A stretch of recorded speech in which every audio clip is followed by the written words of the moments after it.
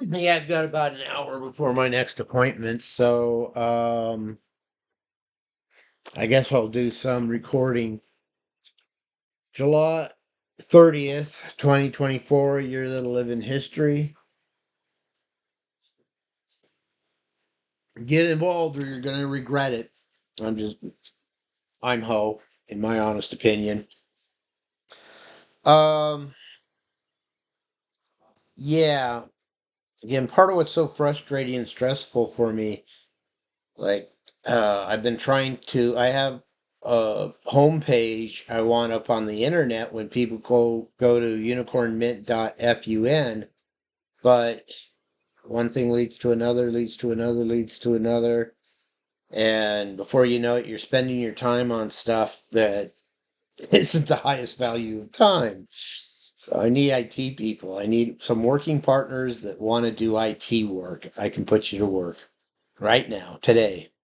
Um,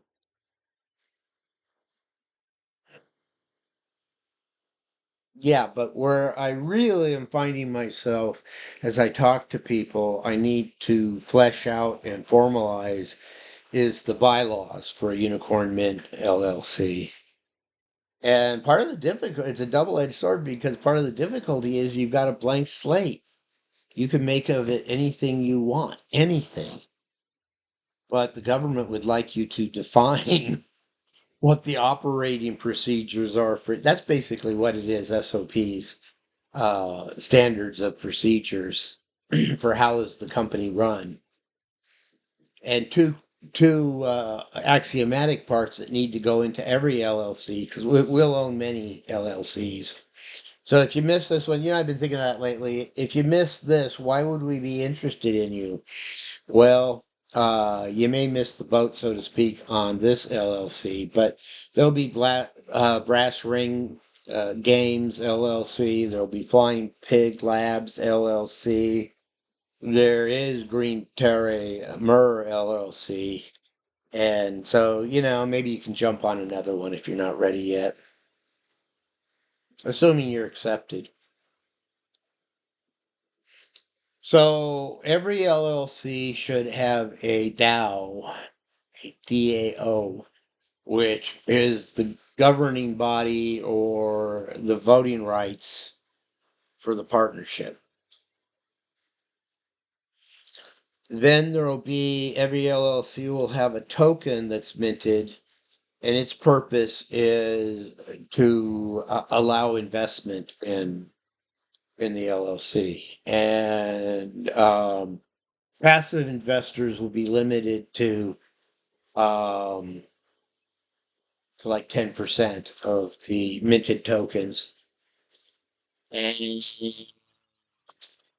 to TBD on the how that token will be used, but the intention is to make it an asset, to make it worth some, to be it something that could be sold, something that could be converted into cash, fiat currency.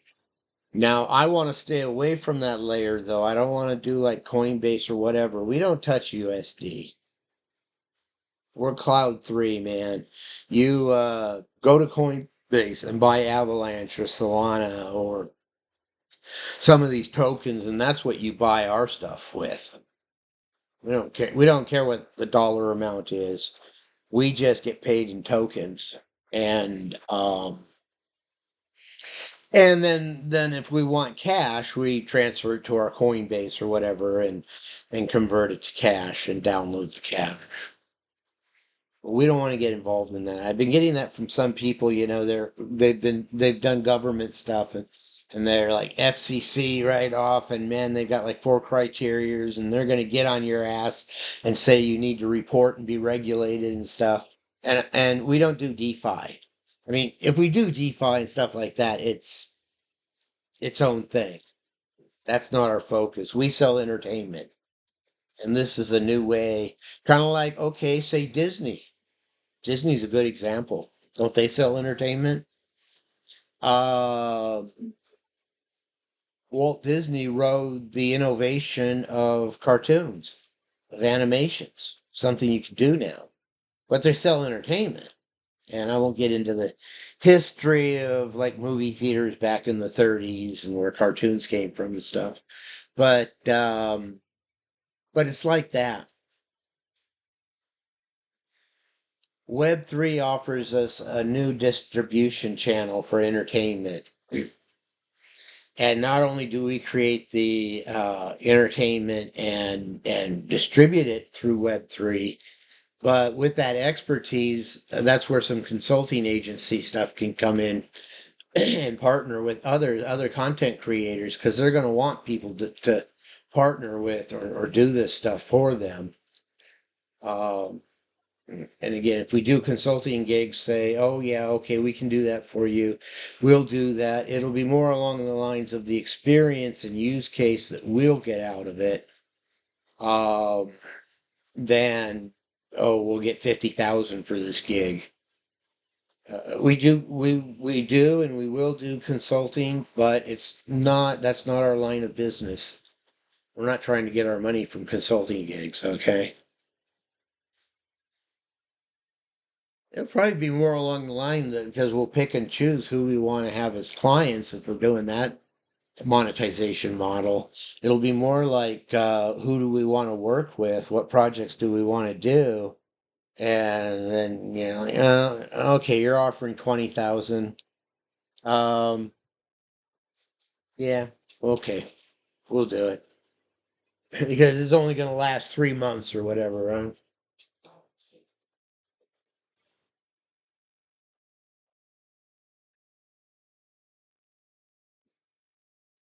See, that's why the big companies eventually die.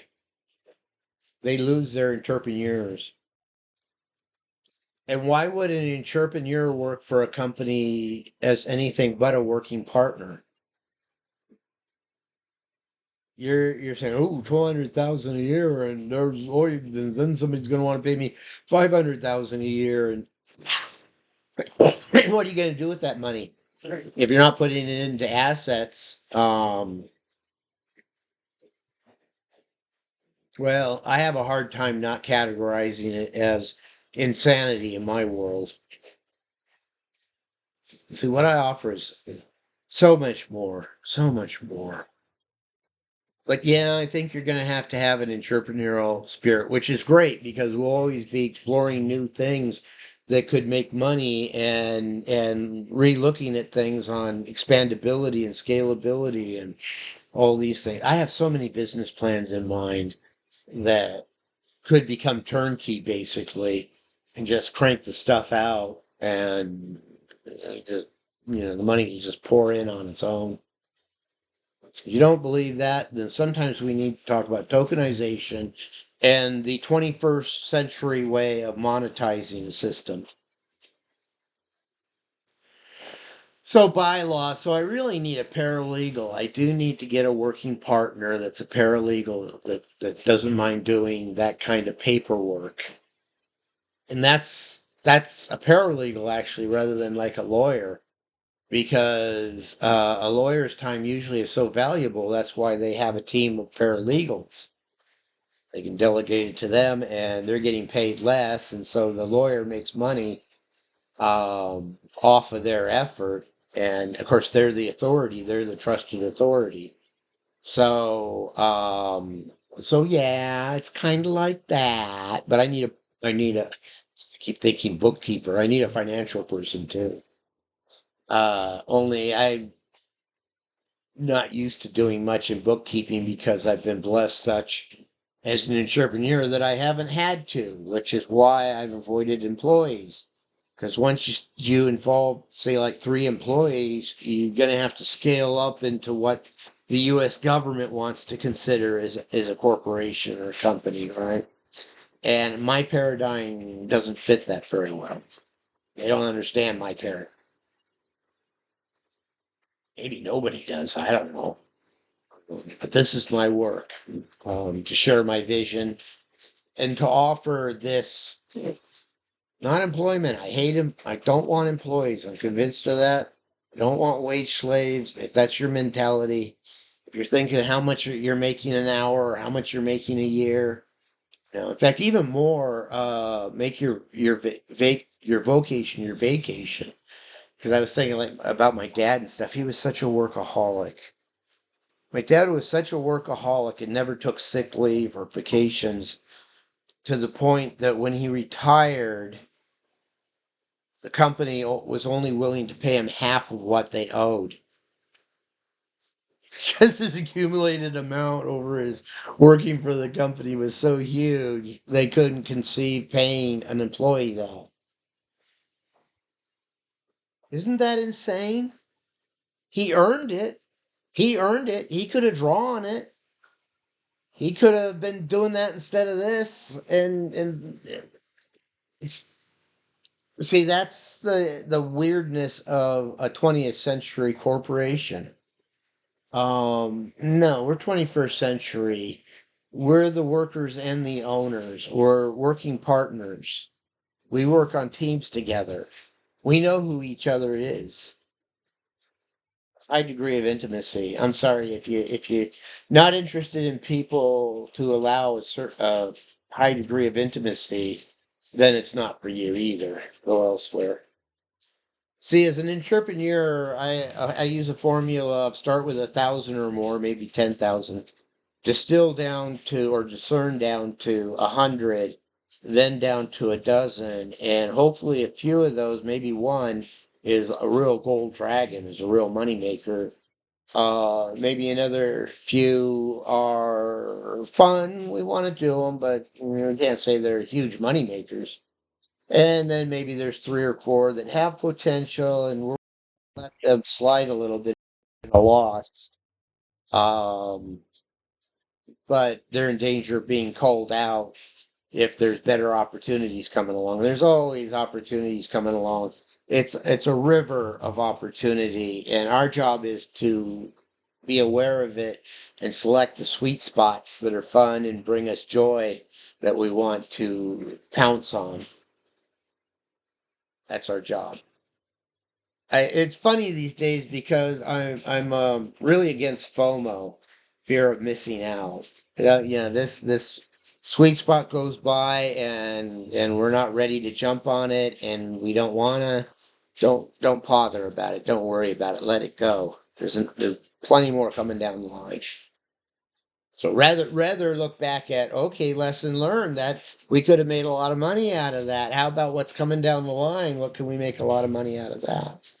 And that's how we operate. That's how the business goes on. And see, a typical 20th century corporation loses that by the third wave, third or fourth wave. They're greedy executives with their golden parachutes, and they're extremely destructive to a company.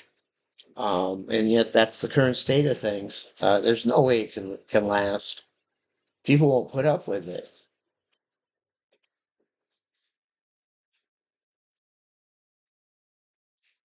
Yeah, working partners, partnerships, and that is all so much too that I, as an entrepreneur, just doesn't have to deal with.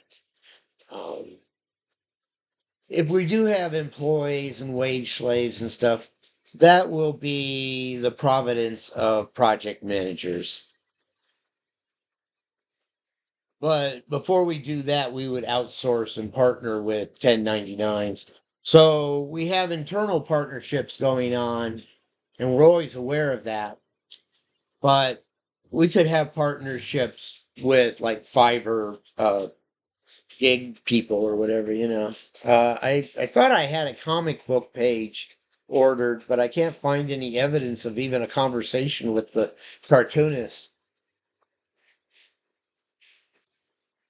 So crap like that. It seems like I'm always having to do workarounds. Oh, 14 minutes.